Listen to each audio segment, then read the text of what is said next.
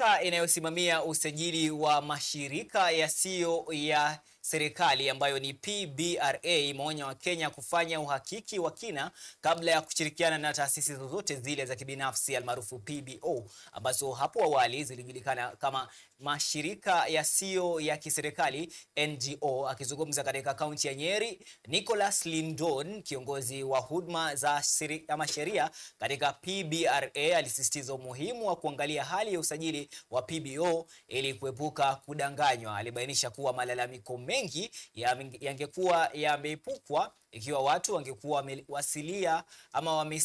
wamewasiliana kunradhi na mamlaka hiyo kabla ya kuziangalia na kama kushirikiana na PBO. Kanuni mpya za mamlaka hiyo ya mwaka 2024-25 zilianzisha mambo kama mifumo ya ukaguzi, kuanzishwa kwa kamati ya kuboresha utatuzi wa migogoro ili kuimarisha udhibiti wa PBO. Purpose of this